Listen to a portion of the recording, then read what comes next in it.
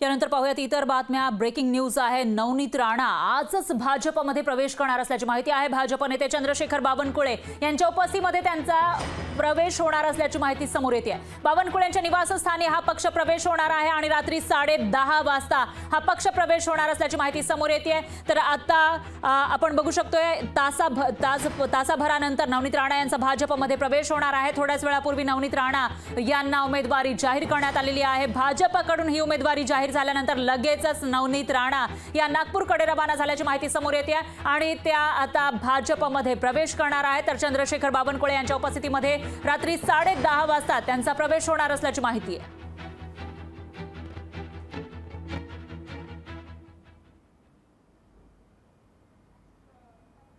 आशीर्वादाचा हात ठेव एवढीच विनंती करते। आता आपली बाईट झाल्यानंतर मी सरळ नागपूरला निघणार आहे आणि उद्या मुंबईला पोहोचणार आहे आणि उद्या दुपारी मी दिल्लीला जाणार आहे।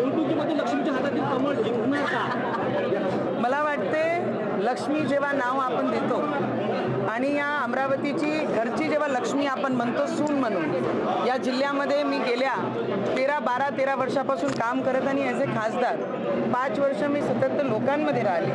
तर मला वाटते लक्ष्मीच्या हाती हे अमरावतीकरांची इच्छा होती की माझे हाती कमळ गेला पाहिजे आणि त्याच लक्ष्मीच्या हाती आज कमळ आहे। तर मला वाटते ज्यांची इच्छाप्रमाणे, अमरावतीकरांची इच्छाप्रमाणे ते कमळ माझ्या हाती आहे। तर मला वाटते ते आशीर्वाद नक्की माझे अमरावतीकर मला देतात। आणि तुमचा सामना झाला होता, आता उमेदवार तुम्हाला जाहीर झाल्यावर ते उमेदवार निवडणूक लढण्यावर ठाम आहे, काय सांगणार? मी तेच म्हटलं की महायुतीमध्ये जेवढेही पक्ष, जेवढेही घटक, जेवढेही नेते आहेत सगळे आदरणीय आहे आणि सगळ्यांना मी नम्रपणे विनंती करते की जे महायुतीमध्ये जेवढेही नेतेगण आहे माझ्यापेक्षा सगळे सिनियर आहे, त्यांनी एक सून म्हणून या जिल्ह्याची परिवाराची सदस्य म्हणून माझे डोक्यावर आशीर्वादाचा हात ठेवा, ज्यांनी माझे अमरावतीचा विकास होईल। मोदीजींसाठी काम करणार आहे, सगळे अमित शहाजींसाठी काम करणार आहे, देवेंद्र फडणवीसजींसाठी काम करणार आहे आणि आमचं लक्ष आहे आणि एक कार्यकर्ता म्हणून भाजपमध्ये आज माझी तिकीट घोषणा झाली आहे। ते एक सामान्य कार्यकर्ता म्हणून मी माझे सगळे पक्षाचे कार्यकर्त्यांना एक परिवार समजून मी पुढे घेऊन चालणार आहे आणि सगळे अबकी बार 400 पार या टार्गेटवर सगळे लोक काम करतील। तर ही पहिली प्रतिक्रिया नवनीत राणा यांची आपण घेतलेली आहे आणि यावर आपले प्रतिनिधी ज्ञानेश्वर पवार हे आपल्याला अधिक माहिती देत आहेत। ज्ञानेश्वर, काय सांगाल? काही तासांपूर्वी, काही मिनिटांपूर्वी नवनीत राणा यांना उमेदवारी जाहीर झाली आणि त्यानंतर आता त्या लगेचच नागपूरमध्ये येऊन आज रात्रीच भाजपमध्ये प्रवेश करणार असल्याचं कळतंय। काय अपडेट्स आहेत?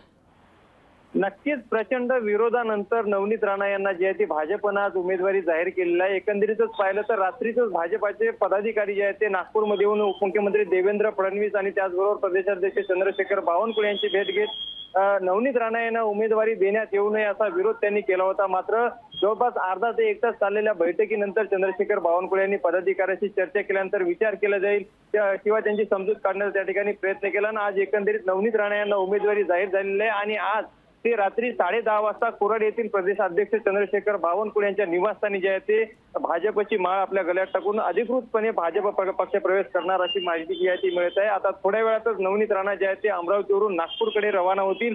एकूणच जर पाहिले तर भाजपाचे जे काही घटक पक्ष आहेत त्यामधील घटक पक्षाकडनं देखील वारंवार नवनीत राणा यांना विरोध करण्यात आला होता। आज देखील उघडपणे उमेदवारी जाहीर झाल्यावर देखील बच्चू कडू जे आहे ते नवनीत राणा यांच्या उमेदवारीला या ठिकाणी विरोध करताना दिसत आहेत आणि त्यांच्या विरोधामध्ये या ठिकाणी उमेदवार देखील उभा करणार असं देखील बच्चू कडू यांनी स्पष्टपणे सांगितलं आहे। त्यामुळे एकंदरीत पाहिलं तर प्रचंड विरोधानंतर देखील नवनीत राणा यांना अधिकृतपणे या ठिकाणी उमेदवारी जी आहे ती भाजपने दिलेली आहे। प्रदेशाध्यक्ष चंद्रशेखर बावनकुळे असतील, उपमुख्यमंत्री देवेंद्र फडणवीस असतील, यांनी यापूर्वी सांगितलं होतं की अमरावतीमध्ये जो उमेदवार असेल तो कमळ या चिन्हावरच निवडणूक लढेल। मात्र नेमका उमेदवार कोण असेल याबद्दल अनेक दिवसापासून जी आहे ती शंका कुशंका व्यक्त केली जात होती।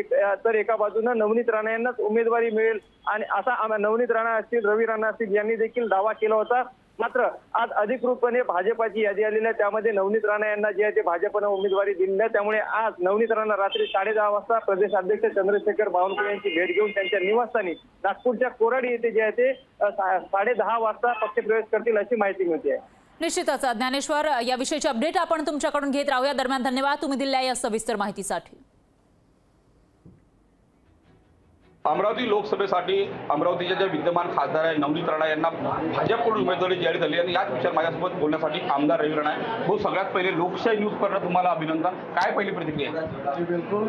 देशाचे पंतप्रधान आदरणीय मोदीजी, देशाचे गृहमंत्री अमित शाह साहेब, देशाचे अध्यक्ष नड्डाजी, राज्याचे उपमुख्यमंत्री देवेंद्र फडणवीस साहेब, राज्याचे प्रदेशाध्यक्ष चंद्रशेखरजी बावनकुळे साहेब, मी त्यांचे अमरावतीकरांच्या वतीने आभार व्यक्त करतो, धन्यवाद मानतो की आज त्यांनी एक चांगली कार्यकर्ता खासदार नवनीत राणांनी जे 5 वर्ष भाजपसोबत काम केलं, भाजपची बाजू मांडली, त्यांची निवड देशाच्या पंतप्रधानांनी केली, याबद्दल मी अमरावतीकरांच्या वतीने आभार व्यक्त करतो. आणि आज युवासेना पार्टीच्या वतीने त्याचं स्वागतसुद्धा करतो की जो प्रस्ताव भाजपने दिला त्याला आम्ही मान्य केलेला आहे. आणि आज बावनकुळे साहेबांची भेट घेऊन, देवेंद्र फडणवीस साहेबांची भेट घेऊन उद्या दिल्लीला सुद्धा नवनीत राणा जाईल आणि भाजपची कार्यकर्ता म्हणून ते काम करेल असा मला विश्वास आहे. आणि पूर्ण ताकदीनं युवासेना पार्टी त्यांच्यासाठी काम करेल आणि एक चांगला मजबूत खासदार खऱ्या अर्थाने NDAच्या वतीने त्या ठिकाणी दिल्लीला मोदींचे हात मजबूत करण्यासाठी पाठवा. पक्षप्रवेश भाभीचा केव्हा होणार आहे? मला असं वाटते बावनकुळे साहेब प्रदेशाध्यक्ष आहेत, त्यांच्या उपस्थित पक्षप्रवेश होईल. उपमुख्यमंत्री देवेंद्र फडणवीस साहेबांचा आशीर्वाद आम्ही घेऊ, देशाचे गृहमंत्री अमित शहाजींचा आशीर्वाद घेऊ, देशाच्या अनेक नेत्यांच्या भेटीगाठी होतील आणि मला असं वाटते NDAचा घटक म्हणून माझ्या पूर्ण युवासेना पार्टीचा नवनीत राणांना पाठिंबा आहे. जो अनेक लोकांनी जेव्हा विरोध असतो, स्थानिक भाजपचे लोक सुद्धा विरोधात गेले होते, अडसूळ पितापुत्र विरोधात गेले होते, बच्चूकडून सुद्धा विरोधात गेले. कोणीच विरोधात नाही आहे. सगळे मोदींचे हात मजबूत करण्यासाठी काम करतील, अमरावती जिल्ह्याच्या विकासासाठी काम करतील हा मला विश्वास आहे. निश्चितच कोणीही विरोधात नाही. अमरावतीच्या विकासासाठी संपूर्ण जे लोक काम करतील असा जो ठाम विश्वास आहे रवी राणांनी व्यक्त केला आहे. लवकरच नवनीत राणांचा भाजप प्रवेश होईल असा जो दावा आहे, विश्वास आहे, आमदार रवी राणांनी व्यक्त केलेला आहे. सूरज दहाड, लोकशाही मराठी, अमरावती. पाहूयात पुढची बातमी. हातकणंगलेमध्ये 2 मित्र भिडणार अशी चर्चा रंगली आहे. हातकणंगलेमध्ये राजू शेट्टी आणि सदाभाऊ खोत यांच्यामध्ये लढतीची शक्यता आहे.